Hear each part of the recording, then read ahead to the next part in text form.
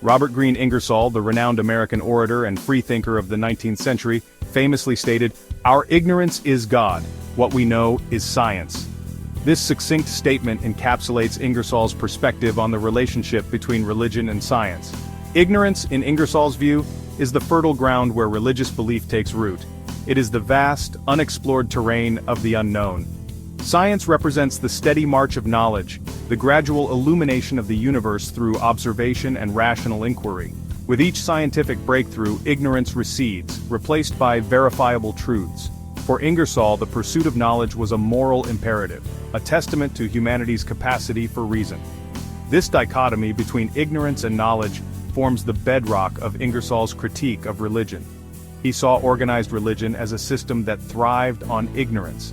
The more questions remained unanswered, the more space religion had to insert its own narratives. Ingersoll believed that the pursuit of knowledge was the true path to enlightenment.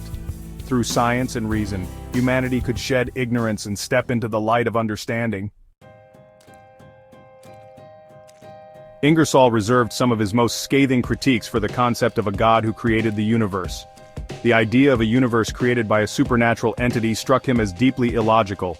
He argued that creation ex nihilo, something from nothing, was inherently paradoxical. If God existed before the universe, it wasn't created from nothing but from God. Ingersoll questioned the nature of a God who could create such a vast universe. Such a being would possess an intellect beyond human experience.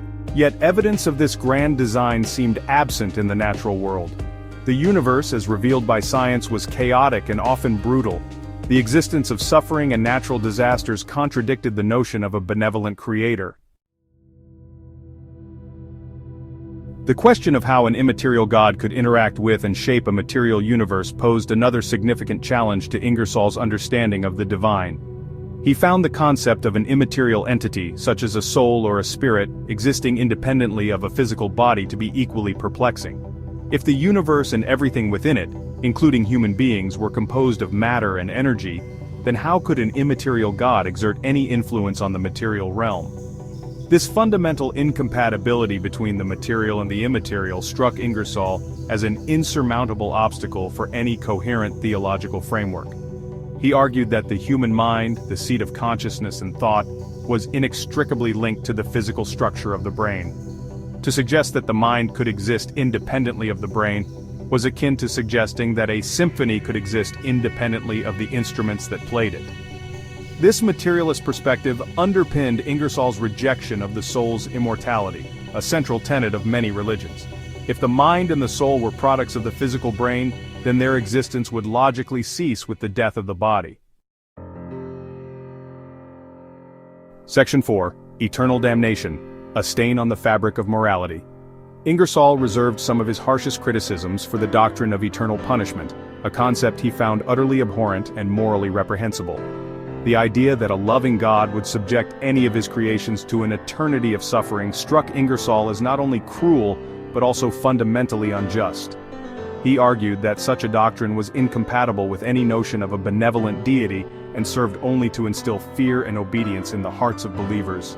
The threat of eternal damnation, Ingersoll believed, had a corrosive effect on human morality. It fostered a culture of judgment and condemnation, where individuals were encouraged to prioritize their own salvation above the well-being of others.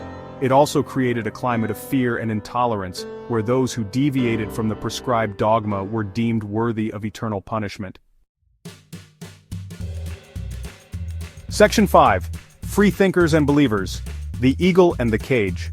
Ingersoll often contrasted the lives and perspectives of freethinkers and believers, using the evocative metaphor of an eagle soaring through the sky versus a bird confined to a cage. The freethinker, like the eagle, was free to explore the vast expanse of knowledge, unconstrained by the limitations of dogma and superstition. The believer, on the other hand, was like the caged bird, its wings clipped by religious indoctrination, its horizons limited by the bars of its cage. Ingersoll believed that true freedom stemmed from the courage to question, to doubt, and to think for oneself.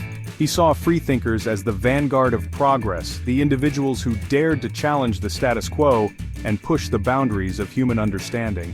Believers, in Ingersoll's view, were often trapped in a cycle of blind faith and unquestioning obedience, their minds closed off to the liberating power of reason and scientific inquiry. He urged his audiences to break free from the shackles of dogma, to embrace the spirit of inquiry, and to soar to new heights of intellectual and moral enlightenment.